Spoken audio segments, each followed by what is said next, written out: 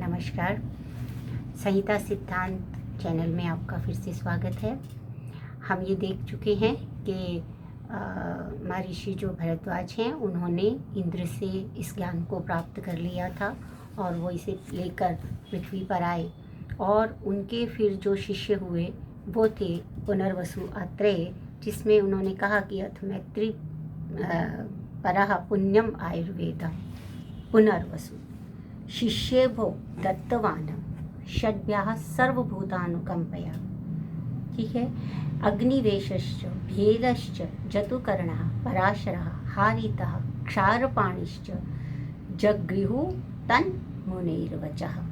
अर्थात क्या हुआ कि इन सारे जो हम इस पुण्य आयुर्वेद को जो मुनि हैं भरद्वाज, उनके शिष्य पुनर्वसु आत्रेय ने ग्रहण किया है और फिर उन्होंने 6 शिष्यों को दे दिया, जिसमें अग्निवेश, भेल, हारित, जतुकर्ण, पराशर, क्षारपाणी ये सब हैं।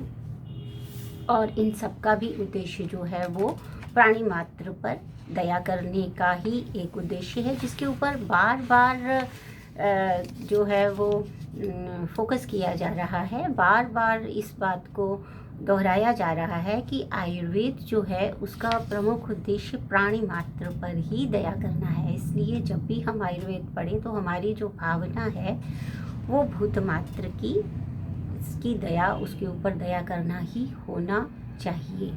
अर्थात स्वार्थ पूर्ण जो है वो आयुर्वेद का प्रयोग करने से आयुर्वेद सफल नहीं होगा, क्योंकि उसका प्रमुख उद्देश्य ही क्या था? प्राणी मात्र पर कृपा करना, दया करना। अब उसमें से बुद्धेर विशेषस तत्र आसीन उपदेशांतरम मुनेः तंत्रस्य कर्ता प्रथम अग्निवेशो यतो भवत्। अर्थात जो बुद्धि की विशेषता थी, देखिए एक जो टीचर होता है वो हमेशा क्लास में एक जैसा ही पढ़ाता है। जब क्लास होती है, टीचर क्लास में आता है, वो सबको एक जैसा पढ़ाता है। ऐसा तो नहीं है कि किसी को विशेष रूप से पढ़ाता है, किसी को नहीं पढ़ाता है, ऐसा कुछ भी नहीं है। होता क्या है कि जैसा टीचर होता है वो सारे बच्चे उसके लिए बराबर होते हैं और सबको एक जैसा ही गुरु जो है वो ज्ञान देता है। लेकिन अब सभी की जो उस ज्ञान को ग्रहण करने की शक्ति अलग अलग है, स्मरण करने की शक्ति अलग अलग है, सबकी शक्तियाँ हमारी अलग अलग होती हैं, ये सब हम जानते हैं। तो उसने कहा कि बुद्धि की विशेषता के कारण, क्योंकि पुनर्वसु आत्रेय ने अपने 6 के 6 शिष्यों को उस पुण्य आयुर्वेद का ज्ञान दिया, लेकिन इन सब में से बुद्धि की विशेषता के कारण अग्निवेश ने सबसे पहले तंत्र की रचना की। ठीक है, जो अग्निवेश संहिता के नाम से कही गई। और बाद में हम जानते हैं कि चरक के द्वारा इसका प्रतिसंस्कार किया गया है, दृढ़बल के द्वारा उसका पूर्ण किया गया है। लेकिन ये जो अग्निवेश संहिता थी यही पहली संहिता थी, और बाद में जो ज़्यादा प्रसिद्ध हुई वो चरक संहिता के नाम से संहिता प्रसिद्ध हुई, जबकि उसका प्रतिसंस्कार आचार्य चरक के द्वारा कर दिया गया था। संभवतः ऐसा इसलिए हुआ क्योंकि चरक, जैसे कि हम कहते हैं कि वो विचरण करने वाले होते थे। हमारे शास्त्रों में जैसा कि कहा गया है कि 2 प्रकार के आचार्य या ऋषि हुआ करते थे। एक होते थे शालीन और दूसरे होते थे यायावर। तो जो शालीन ऋषि होते थे वो एक ही स्थान पर रहकर, एक जैसे यूनिवर्सिटी है मान लीजिए, एक कॉलेज है मान लीजिए, एक जगह है, उसमें रहकर ही वो अपना ज्ञान दिया करते थे। लेकिन ये यायावर प्रकार के जो ऋषि थे, ये स्थान स्थान पर जाकर घूम घूम कर विचरण करते हुए भी जो है वो इस ज्ञान को प्रचारित किया करते थे। तो इसलिए वो संहिता जो बाद में जो प्रतिसंस्कार के पश्चात आई, वो चरक संहिता अधिक जो है वो प्रसिद्धि को प्राप्त हुई। तो इस तरह से बुद्धि की विशेषता पर बल दिया। यहाँ पर आगे चल के जब श्लोक नंबर आप आते हैं, इसमें क्या होता है कि जब 39 नंबर का श्लोक अगर हम इसमें देखते हैं तो वो कहते हैं कि अथा अग्निवेश प्रमुखान विविशु ज्ञान देवता बुद्धि सिद्धि स्मृतिर मेधा धृति कीर्ति क्षमा दया। तो क्या हुआ कि जब उन्होंने ये सारे उन्होंने अपना सबसे पहले जो तंत्र लिखा, तो जैसे अभी होता है कि एक जो तंत्र होता है वो सही है कि नहीं, हम उसको एक ऑथेंटिसिटी देने के लिए हम उसको प्रेजेंट करते हैं अपने सीनियर्स के सामने, अपने टीचर्स के सामने, सबके सामने कि ये सही हुआ कि नहीं हुआ। तो इस प्रकार से सबसे पहले जो अग्निवेश ने जिस तंत्र की रचना की उसको सभी ऋषि मुनियों के समक्ष उन्होंने रखा, और जब सबने उसके ऊपर जो है वो उसका अनुमोदन कर दिया कि हाँ ये बिल्कुल जैसा ज्ञान हमने लिया है अपने गुरुओं से बिल्कुल वैसा ही ये ज्ञान है, तो उस समय में ये जो सारे ज्ञान देवता हैं, ये ज्ञान देवता कौन से हैं? बुद्धि, सिद्धि, स्मृति, मेधा, धृति, कीर्ति, क्षमा, दया। कहने को ये हुआ कि ये सारे जो ऋषि थे इनके अंदर ये सारे ज्ञान देवता भी प्रविष्ट हुए। कारण क्या है कि ज्ञान देवता के प्रविष्ट होने का अभिप्राय यहाँ पर ये है कि जब भी हम किसी ज्ञान को ग्रहण करते हैं तो हमारे पास ये जो एक प्री कंडीशंस हैं, ये जो क्वालिटीज़ हैं वो हमारे पास होनी चाहिए। सबसे पहले बुद्धि है और उसके बाद है सिद्धि है।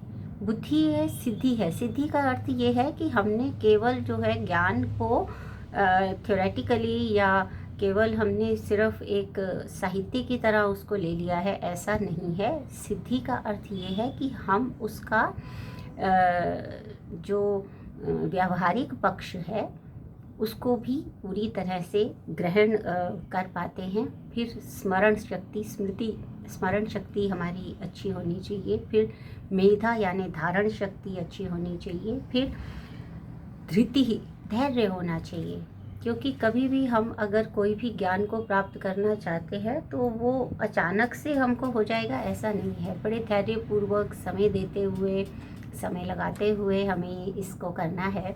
इसीलिए इस चैनल पे मैं बहुत ही धीमी गति से चल रही हूँ कि जो जल्दी में सिलेबस ख़त्म करने वाला जो काम है वो तो आप सभी मेरे छात्रगण जो हैं, सभी छात्रगण वो क्लास में करते ही हैं। लेकिन हम अगर ज्ञान को प्राप्त करना चाहते हैं, इसीलिए इसकी जो भूमिका है उसी के ऊपर मैंने इतना समय लगाया है कि थोड़ा सा धैर्य भी हमारे अंदर होना चाहिए। तो धृति है, कीर्ति है, क्षमा है, दया है। ये सब कीर्ति का क्या मतलब है? कीर्तन करना, जिसका कीर्तन हो, यानी ऐसा जो ज्ञान हमको प्राप्त हो, इतनी उस ज्ञान का कीर्तन हो, यानी कि उस ज्ञान का नाम लिया जाए। क्षमा हो, दया हो, ये सारे ज्ञान देवता हैं। ये सब के सब जब किसी भी व्यक्ति में प्रविष्ट होते हैं तो वो तंत्र की भी रचना कर सकता है, शास्त्र की रचना भी कर सकता है, शास्त्र को समझ भी सकता है। तो इस प्रकार से अग्निवेश ने जब ये जो इस तंत्र की रचना की, और बाकी भी जो बाकी शिष्य थे उन्होंने भी बाद में, क्योंकि बुद्धि की विशेषता के कारण अग्निवेश ने रचना की, लेकिन अग्निवेश के बाद अन्य जो शिष्य थे 5, उन्होंने भी अपने अपने तंत्र की रचना की है और उनके अंदर ये ज्ञान देवता प्रविष्ट हुए। अर्थात जब हम कोई ज्ञान हमने ग्रहण किया तो उससे हमारे अंदर ये जो क्वालिटीज़ हैं, ये जो गुण हैं हमारे अंदर आ जाते हैं, और इन सब का किसी भी शास्त्र को समझने में और प्रचारित प्रसारित करने में बहुत ही अधिक महत्व रहता है। तो इस तरह से ये हुआ। इसके बाद हम प्रमुख विषय पर जो है वो चरक संहिता में आया गया है, जिसमें कि उन्होंने कहा कि आयु की सबसे पहले जो है आयुर्वेद किसको कहा गया है। तो आयुर्वेद की परिभाषा है, सभी आप जो भी छात्रगण हैं वो चरक संहिता जब पढ़ते हैं तो उससे पहले आयुर्वेद की परिभाषा प्रथम वर्ष में ही कर लेते हैं। हिता हितम सुखम दुखम आयुस्तस्य हिता हितम मानम च तच्च यत्रोक्तम आयुर्वेदः स उच्यते। तो ये जो विषय है ये बहुत ही सरल है। इसमें हितायु है, हित अहित, हिता अहितम, सुखम दुखम। हित का आयु जो है वो कैसी आयु है? सबसे पहले आप देखेंगे जब भी हम कोई, मैंने कहा था क्रम का बड़ा महत्व चरक संहिता में है, तो जिस चीज़ को प्रधानता देते हैं वो पहले देते हैं। तो सुखायु से पूर्व हितायु के विषय में बात की गई है, ये आपको ध्यान में रखना है। अर्थात एक हितायु कौन सी है? जो समाज के लिए हमारी जो हमारा कर्तव्य बनता है समाज के लिए, पहले हितायु वो है कि मेरा जो लाभ है वो समाज को मिले।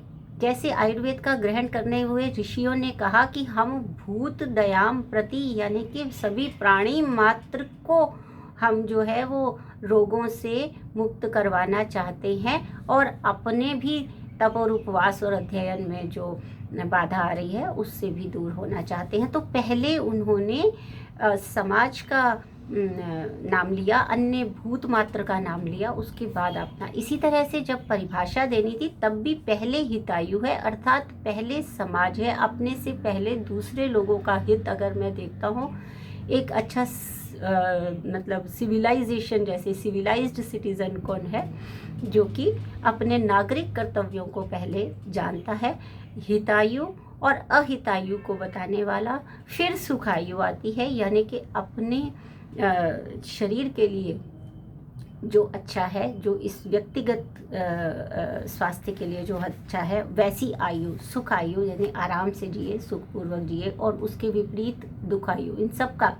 और उसके बाद मानम च तच्च यत्रोक्तम, इनका जिस सब का भी मान, यानी कि कितना प्रमाण कितना होगा, ये हम आगे चल के देखेंगे कि इंद्रिय स्थान आएगा उसमें भी मान के विषय में बात होगी, विमान स्थान आएगा उसमें भी मान के विषय में बात होगी कि किसका कितना मान है, कितना संख्या के अनुसार जो है वो हमें पता चलता है।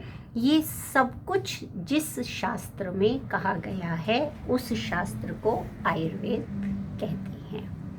ठीक है, तो आज के लिए हम इतना ही करेंगे आयुर्वेद की परिभाषा। और मैं आप सबसे एक आग्रह करूंगी कि आप हितायु, अहितायु, सुखायु, दुखायु और मान के विषय में थोड़ा सा अपना ज्ञानवर्धन करें, थोड़ा सा पढ़ें, और इसके विषय में हम अगली बार जो है वो विस्तार से चर्चा करेंगे। ठीक है, नमस्कार।